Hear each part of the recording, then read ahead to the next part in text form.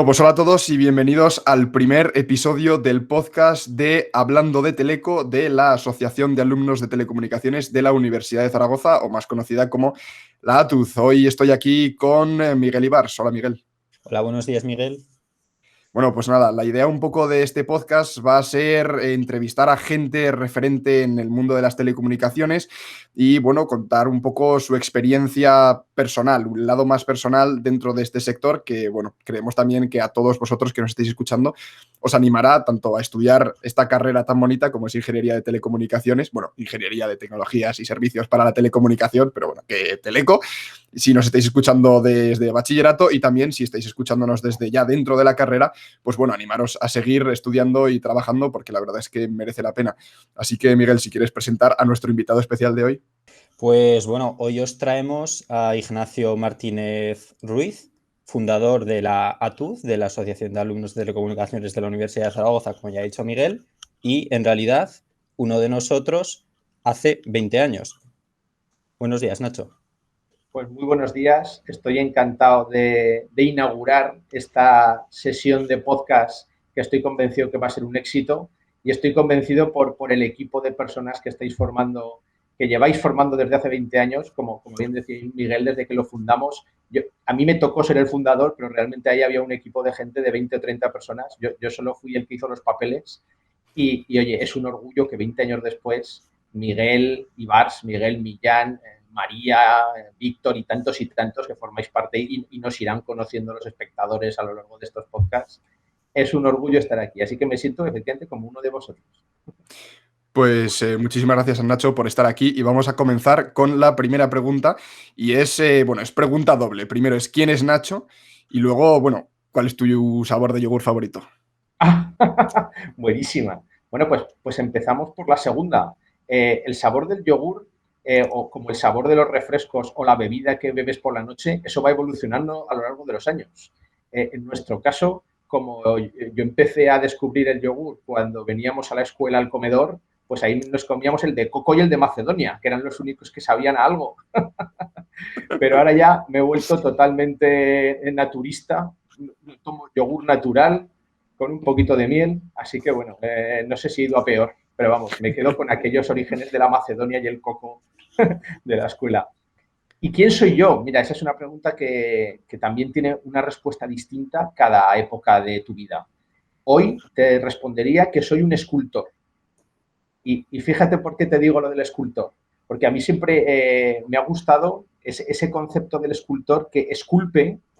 En mi caso yo te diría que esculpe en dos sentidos. Esculpe el mensaje que tenemos que comunicar, esculpe la clase, le da forma a la educación y a los contenidos que os intentamos transmitir todos los días en clase, pero también sin darnos cuenta os vamos moldeando a vosotros. Vosotros empezáis vuestra carrera universitaria de una determinada manera con 18 años, que os parecéis mucho a vuestros compañeros del instituto y salís 4 años después, 5 años después, de una manera totalmente distinta. Y ese rol de esculpir, de moldear, de sacar de vosotros lo mejor de vosotros mismos, que a la vez al escultor también le hace sacar lo mejor de sí mismo, para mí es la mejor definición del oficio de maestro.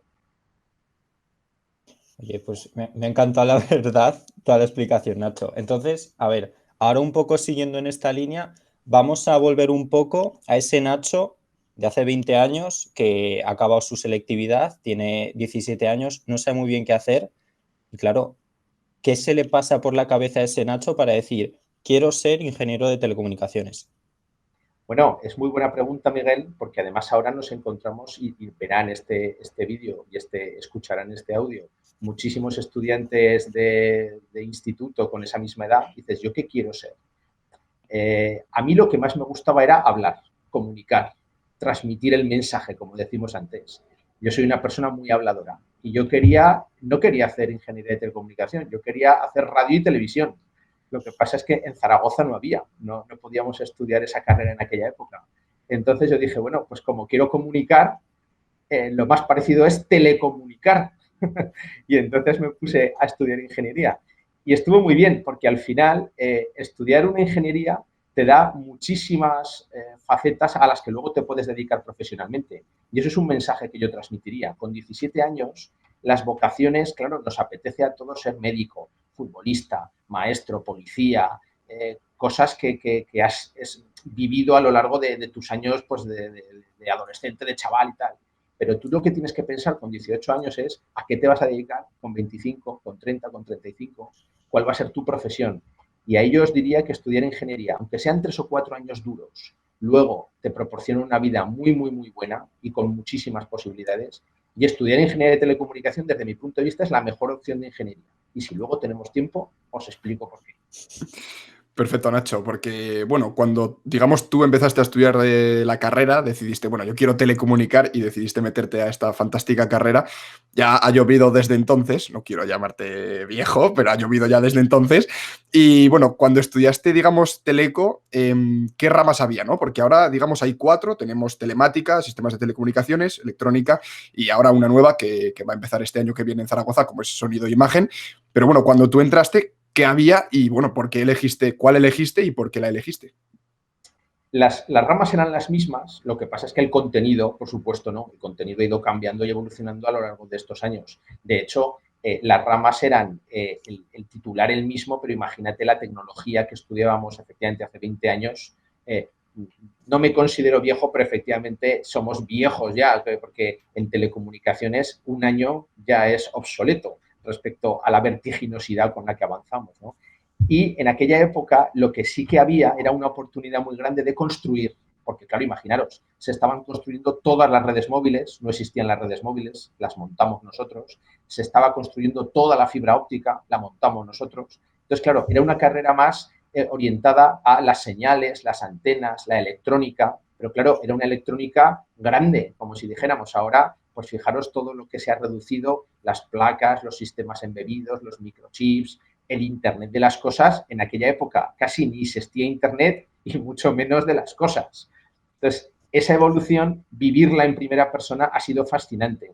No os podéis imaginar la satisfacción que te da formar parte de un colectivo, de un ámbito profesional en el que han cambiado tantas cosas en 20 años y tú has sido protagonista de esos cambios. Mis compañeros de profesión que han estado montando, construyendo todo ese sistema y los que nos hemos quedado en las universidades explicando a los siguientes cómo había que entender y estudiar todo eso, que ha sido también un reto apasionante. Pues ese fue un poco el principio. Ahora os explico la que elegí y por qué la elegí. Vale, perfecto. Pues si quieres contarnos, Nacho, porque ahora tenemos una pregunta relacionada, así que si quieres darle caña. Sí, pues mira, en aquella época había, como si dijéramos, las especialidades más principales estaba, aparte de electrónica, lo que pasa es que, bueno, electrónica, los ingenieros de telecomunicación la veíamos un poco más como la rama más industrial, como la rama más clásica, como quien dice, ¿no? Que es importantísima, pero... Y entonces tirábamos un poco más entre comunicaciones y telemática.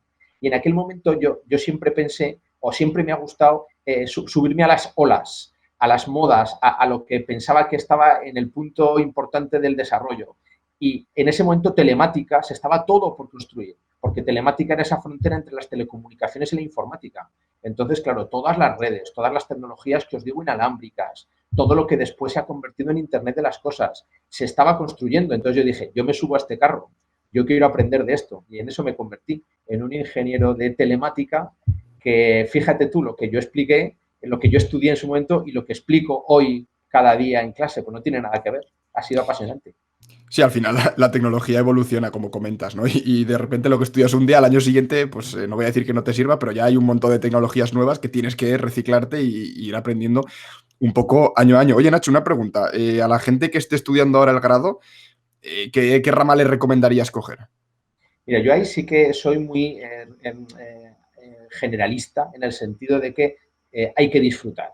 Yo en aquella época se me daba muy bien la electrónica, se me daba muy bien la telemática. Las comunicaciones no es que no se me dieran bien, pero al ser un poquito más abstractas, pues a mí personalmente me costaba un poco más dominar esos fundamentos un poco más abstractos.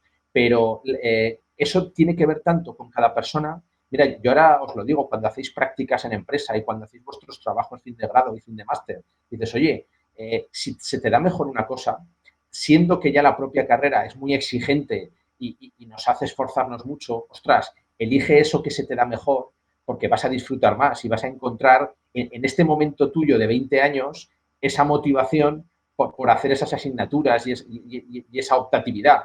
Porque luego la vida ya te va a ir colocando en todas las disciplinas de forma general.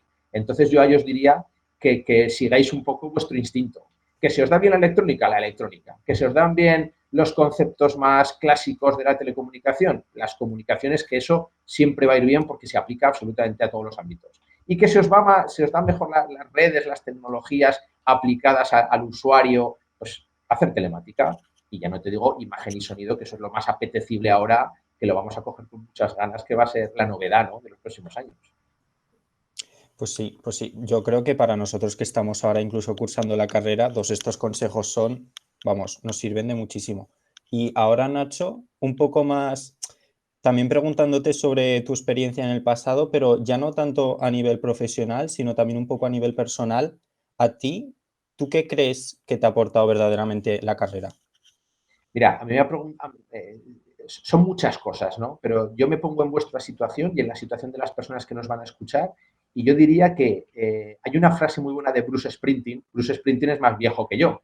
Lo que pasa es que como es el boss, el rey en aquella época de los grupos de rock and roll americanos, y todavía sigue, yo creo que seguiremos conociendo muchos de los que nos oigan quién es Bruce Springsteen, ¿no? Hombre, Y una de y sus... como no lo conozcan, Nacho, pues es Claro. para darles una colleja. Bueno, entre Z Tangana y Bruce Springsteen, al final se la lleva el de... Claro, pero bueno. Entonces, lo que os iba a decir es que una de las canciones principales de Bruce Springsteen, las que más conocemos todos, es Born to Run, nacidos para correr, ¿no? A mí lo que me enseñó la carrera es eso, que naces para correr, naces para reinventarte todos los días, naces para lo que has aprendido hoy y la asignatura que has aprobado hoy, ya mañana, no digo que no sirva, pero ya hay un reto nuevo, hay un aprendizaje nuevo. Entonces, yo lo que sí que os trasladaría es que ese aprendizaje que vais a hacer en la carrera, eso vale muchísimo, porque estáis continuamente superando obstáculos, superando barreras, superando dificultades.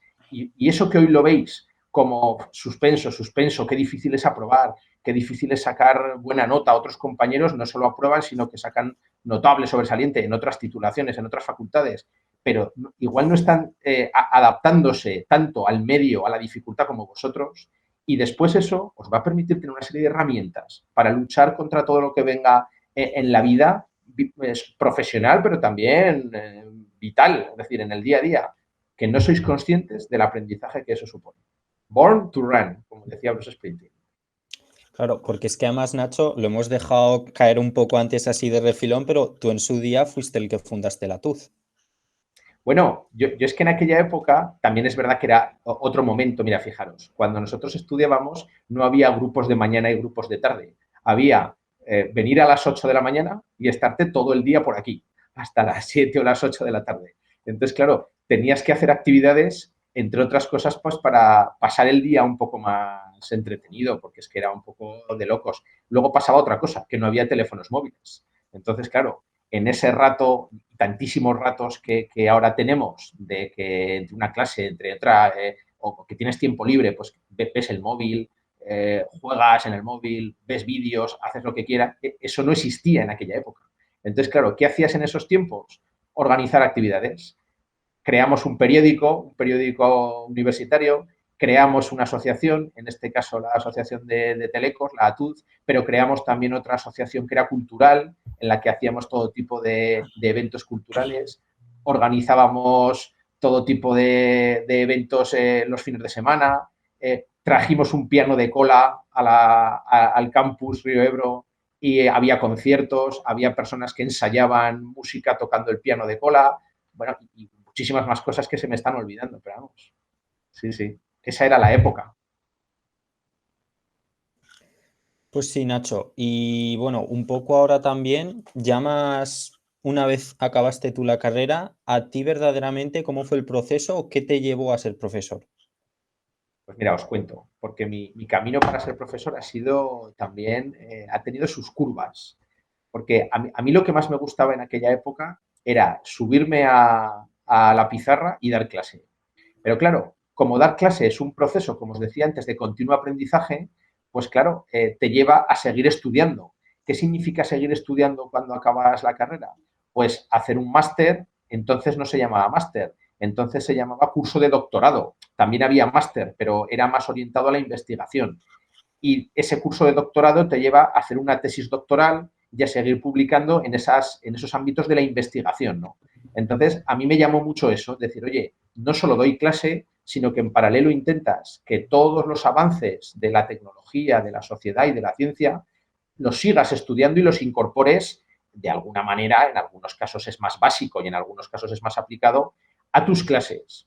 Y por el camino, ¿qué ocurrió? Que también vas encontrándote con otros compañeros de profesión que dicen, oye, es que esas investigaciones que estáis haciendo en la universidad, habría que sacarlas de la universidad y transferirlas a las empresas, a los productos, a los proyectos profesionales. Y entonces ahí recuperé una parte que también me interesaba mucho, de trabajar con empresas, de hacer proyectos con los compañeros de la profesión, de participar en el colegio, que igual luego hablamos que la ATUZ es un elemento clave para los que se colegian profesionalmente en el colegio oficial de los ingenieros de telecomunicación.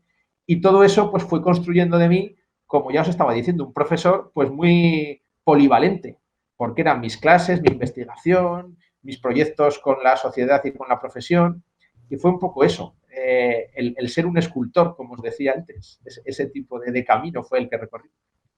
Y lo has comentado antes, Nacho, pero ¿alguna investigación que hayáis hecho, que hayáis dicho luego, ¡buah, esto es brutal! ¿Alguna sí que se te ocurra?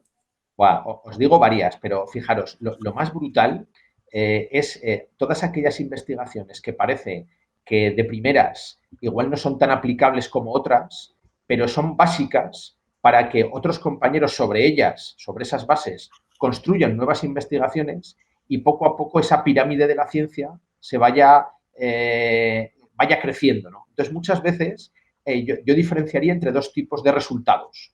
Aquellos resultados que son más visibles y que yo ahora te lo cuento, ahora te voy a poner un ejemplo, Miguel, pero te lo cuento y dices, ostras, esto es muy chulo, esto es muy aplicable. Pero hay otros que no son tan aplicables de primeras y, sin embargo, son los que permiten que la ciencia crezca, evolucione, siga construyendo, etc. Te cuento un ejemplo de lo que me preguntabas, de cosas que hayan sido muy satisfactorias, ¿no? Nosotros al principio entramos a trabajar en un ámbito en el que había muy poquitas cosas avanzadas, que era lo que se llama interoperabilidad de protocolos de comunicaciones de sistemas. Interoperabilidad significa que tú hablas en un lenguaje, en inglés, yo hablo en español, Miguel habla en francés y que nos entendamos los tres como una especie de traductor multilenguaje. Pues a eso los sistemas les pasa continuamente. Yo lo apliqué a la parte de la salud. Entonces teníamos básculas que hablaban en un lenguaje, termómetros que hablaban en otra, tensiómetros para medirte la tensión que hablaban en otra, y no existía ningún lenguaje que armonizara, tradujera, hiciera que se entendieran todos esos sistemas, ¿no? Bueno, pues parte de mi tesis doctoral la dediqué a eso, los primeros años de investigación se dedicaron a eso y llegué a participar en los proyectos a nivel europeo y a nivel internacional que años después conseguimos desarrollar un lenguaje común, internacional, interoperable, como si dijéramos, entre los dispositivos médicos. Y no sois conscientes la satisfacción que uno tiene cuando 8 o 10 años después dice, mira, ese estándar, que ahora lo estudian las siguientes generaciones, contribuimos nuestro granito de arena a ponerlo desde una humilde universidad de Zaragoza, de España, pero oye, que estábamos en Bruselas hablando en primera persona con los grandes líderes mundiales de los dispositivos médicos, con Siemens, con Roche, con Herbert Packard. Pues fíjate tú qué cosa más sencilla y a la vez tan importante, ¿no? Sí, esto que has comentado de, digamos, de crear algo que parece que no va a servir de mucho y luego de repente en 5, 10, 15 años ves cómo, pues oye, se convierte en un estándar. Eso nos parece muy interesante y por hilar un poco, vamos a hablar, si quieres, de tu futuro, ¿no? De cómo, de qué te depara el futuro, digamos.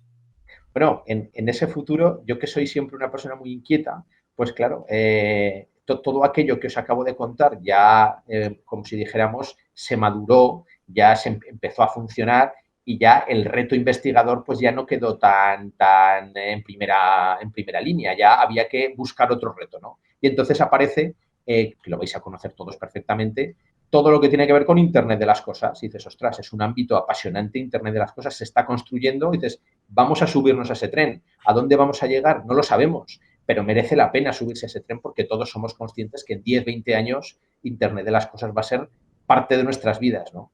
Y concretamente ocurrió una oportunidad hace 5 años, que os la cuento rapidísimamente, que fue aplicar Internet de las cosas a los edificios, a lo que se llaman edificios inteligentes, smart buildings. ¿Qué es un edificio inteligente? Pues algo tan sencillo como que si hace mucho calor no hace falta poner la calefacción y si hace mucho frío no hace falta poner el aire acondicionado. Bueno, pues esto que os acabo de decir, que parece sencillo, no lo es, porque tú tienes que saber cuánto calor hace para poner o no poner la calefacción o el aire acondicionado, o, por ejemplo, sin necesidad de poner o quitar equipos como el aire acondicionado, abrir las ventanas para que se pueda airear, que puedas apagar las luces para no gastar luz si un aula está vacía o si un espacio no necesita iluminación. Todas esas cosas que parecen sencillas, estamos hablando de inteligencia artificial, estamos hablando de redes y decisiones basadas en datos, etcétera, etcétera, etcétera. Ni qué decir tiene que os cuento que cuando todo eso lo hacíamos con un afán de investigación y de proyección social, nos sobrevino una pandemia como la que estábamos viviendo y dices, ostras, es que todo esto que estáis diciendo de ventilar, de airear y de que el ambiente en un espacio cerrado tenga un flujo de CO2 adecuado, es que es justo lo que necesitamos para tener ambientes seguros. Pues bueno, se juntó el hambre con las ganas de comer y ahora nos hemos encontrado que estamos en un proyecto totalmente pionero de control de ambientes para garantizar que la parte del CO2 está lo más ventilada posible y son zonas de bajo riesgo de COVID. Pues fíjate tú cómo se conectan los puntos y desde una situación que no sabías a dónde te iba a llevar, te lleva a esto que os acabo de explicar, ¿no? Exactamente, que si mal no me equivoco, ya se ha empezado a hacer algo así en la escuela, ¿no? Algo relacionado con estos temas. Cuéntanos un poquito, Nacho. Os cuento rápidamente. En la escuela tenemos en este momento 40 sensores en 40 espacios diferentes de todos los edificios del campus. Pero la propuesta, el reto es que todas las aulas de la escuela, absolutamente todas, y también las cafeterías y las zonas comunes, estén monitorizadas. ¿Qué significa que estén monitorizadas? Pues significa que tú tengas control de la humedad, de la temperatura, del nivel de CO2, de la calidad del aire e incluso del nivel de ruido para saber si, por ejemplo, tenemos muchas personas, pocas personas, porque claro, no es lo mismo que un espacio, aunque sea grande o pequeño, esté ocupado por muchas personas o por pocas. Un espacio puede ser pequeño, pero si está ocupado por pocas, es un espacio en el que podemos decir que hay bajo riesgo, ¿no? Y al revés, un espacio puede ser muy grande, pero si hay muchas personas, bueno, pues en todo eso estamos en la escuela, ¿no? Y a eso le estamos empezando a llamar campus inteligente, Smart Campus, porque claro, fijaros, si yo tengo un montón de sensores que me permiten tener toda esa información, vosotros podéis, como estudiantes y usuarios del campus, podéis tener una app en la que os diga qué espacios hay con mejor calidad que otros. Y ya no solo eso, si en ese espacio hay una clase, que tú te puedas conectar a esa clase a través del Google Meet, que tú puedas relacionar esa conexión con los apuntes, que ahora están en Moodle, pero podrían estar en otra plataforma, que fuera todo centralizado. Ese ecosistema digital, a eso se le llama gemelos digitales, digital twins. Y en eso estamos en la escuela, en primera línea, estamos siendo pioneros y los ingenieros de telecomunicación, como os podéis imaginar, hay que levantar la mano y decir, oye, yo sé hacer esto. Aún así, tengo que decir que el equipo en el que estamos trabajando es totalmente multidisciplinar. Hay ingenieros electrónicos, hay ingenieros industriales, mecánicos para la ventilación, la parte de arquitectura que es fundamental, de cómo está diseñado el edificio.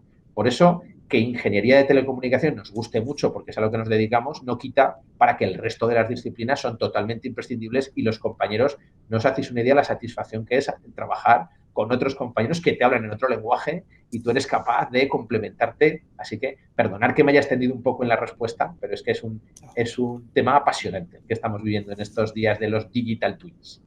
De hecho, has comentado varias cosas, como pueden ser esto de los gemelos digitales, inteligencia artificial, smart cities, smart buildings, en fin, has comentado un montón de cosas. Hilando un poco esto también, hablando del futuro, ¿no? ¿Qué tecnologías, digamos, ves en el futuro? ¿Cómo van a impactar a nuestras vidas? Pues como has comentado, ¿no? Inteligencia artificial, incluso temas de blockchain, por ejemplo. En fin, ¿cómo ves esta tecnología que, bueno, desde telecomunicaciones y también desde otras disciplinas podemos ayudar a su desarrollo? ¿Cómo ves que nos van a impactar en el futuro? Yo si me pusiera ahora en vuestra piel, lo primero que haría sería estar todo el rato leyendo y escuchando, bueno, todo el rato. Lo que tenéis que hacer ahora es disfrutar, por supuesto, los que estáis estudiando, ir aprobando, ir sacando la carrera.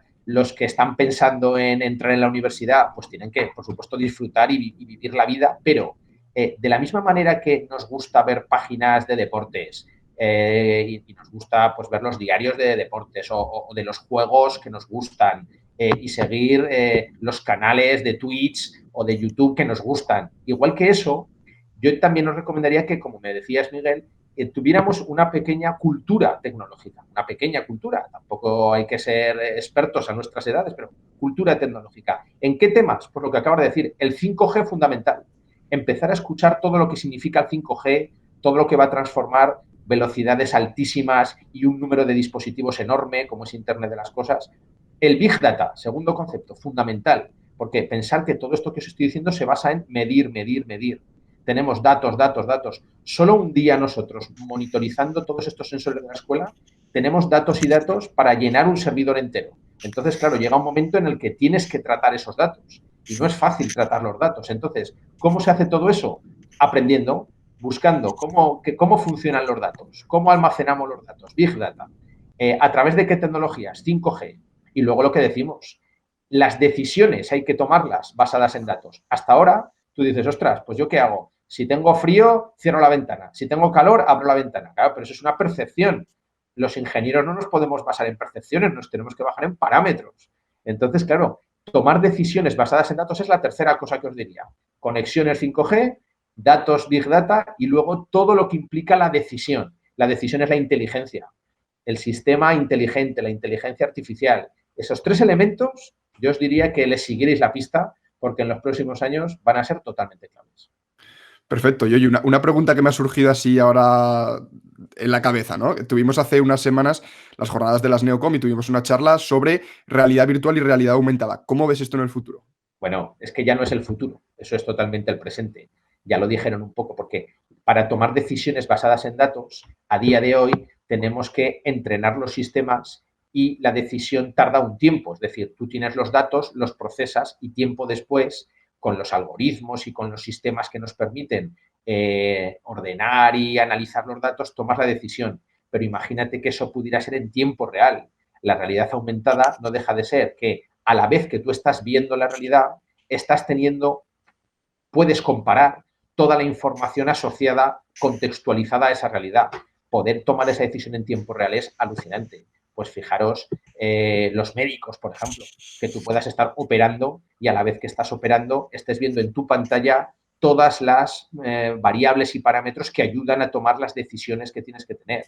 O que tú estés haciendo un diseño en el que en todo momento tienes toda la información asociada a tu diseño. Sería como hacer un examen no solo con apuntes, sino con apuntes totalmente adaptados a las preguntas que te están haciendo. Pues bueno, aprobaríamos todas las asignaturas. Entonces, ese concepto es totalmente disruptivo y nada de futuro, es que es presente ya. Pues tenemos ahora, Nacho, si te parece, una serie de preguntas rápidas. Si me da el visto Vamos, bueno, Miguel, queremos saber sí o no, pequeño titular o explicación, si quieres, ¿vale? venga. Pues empezamos. A ver, la primera, los robots, que se habla bastante. ¿Nos Sí, llegarán a dominar ahora el mundo, sí o no? yo ya te decía, a los robots sí, porque los robots son fundamentales.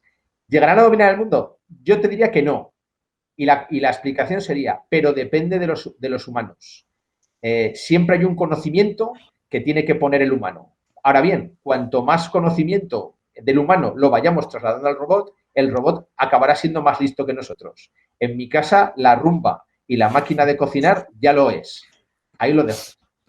Venga, segunda pregunta, Nacho. ¿El 5G nos van a controlar la mente, sí o no? El El chips que chips. dice Exactamente. ya nos controla la mente la publicidad, ya nos controla la mente los partidos políticos y las cadenas de televisión. La respuesta es que el 5G es solo la herramienta, el vehículo. No matemos al mensajero. La respuesta es no. Exactamente. Y luego digamos que también el 5G hay que llegar un poco a un balance, ¿no? Va a traer un montón de beneficios a nuestra sociedad.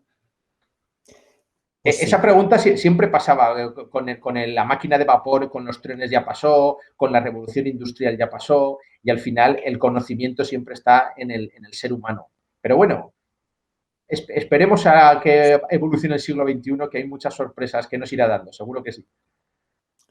Pues a ver, ahora tema de utilidad, Nacho. ¿Calzoncillos hiperconectados, sí o no? Por favor, no.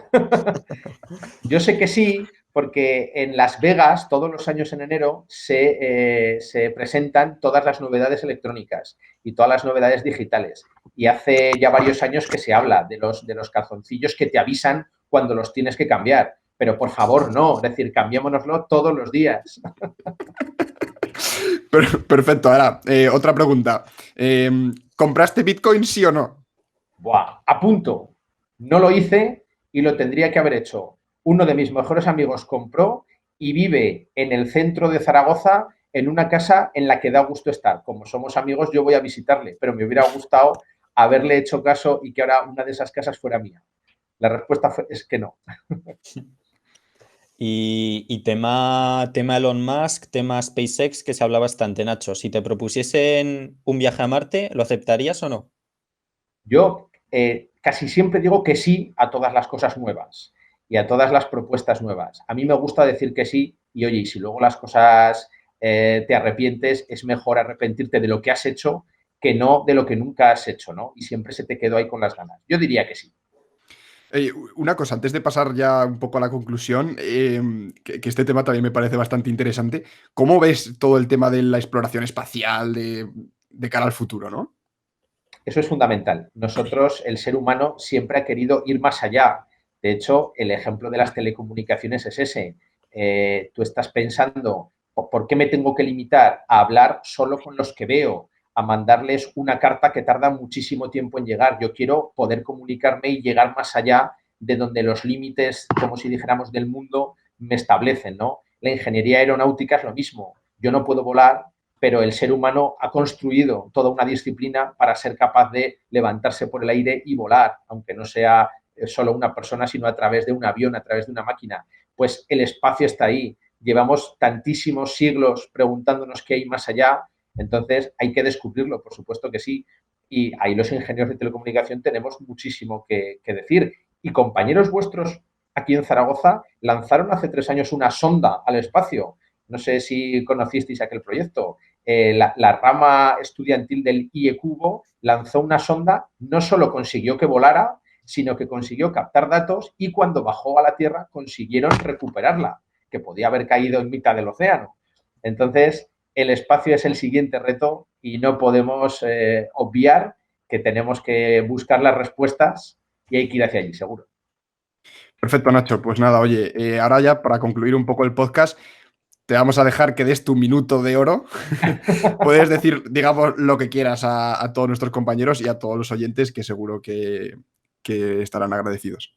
Oye, pues mira, en ese minuto os voy a decir una frase que me ha acompañado toda la vida y que yo creo que viene muy bien escucharla cuando uno tiene 16, 18, 20 años. Y es que muchas veces nos sentimos solos, nos sentimos incomprendidos, nos sentimos que lo que nos pasa a nosotros no le pasa a nadie y que todos nos lo tenemos que cargar en nuestras espaldas, tenemos que aprobar la asignatura, tenemos que estudiar, tenemos que relacionarnos con los padres, con los amigos, nos sentimos agobiados. Y yo os diría que esto es un viaje, la vida es un viaje, acaba de empezar, nos quedan por delante muchos años, yo soy ya más viejo, como decíais, pero nos quedan muchísimos años todavía. Y ese viaje se hace mucho mejor acompañado, ese viaje se hace mucho mejor con amigos. Y para mí, la definición de amistad, que es la que os regalo, y para mí con eso terminamos, sería la amistad es ese viaje que no evita que te sientas solo, pero hace el viaje más llevadero. Pues nada, si queréis, chicos, concluimos. Yo por mi parte simplemente deciros que ha sido un placer estar aquí haciendo este podcast con vosotros. Y bueno, ya sabes, Nacho, que en cualquier momento, cualquier cosa de la que te apetezca hablar, estamos aquí. Pues muchísimas gracias porque ya me sentía uno de vosotros en estos 20 años, pero ahora me habéis rejuvenecido, así que no os vais a librar de mí tan fácilmente y en cuanto nos dejen volver a hacer actividades presenciales, tenemos un San Gabriel pendiente. Así que contad con Efectivamente. ello. Exacto, Nacho. Pues oye, muchísimas gracias por estar en esta inauguración del podcast. Muchísimas gracias también a Miguel por haber estado aquí también con nosotros y nos vemos en el siguiente episodio con más invitados súper especiales. Un saludo a todos.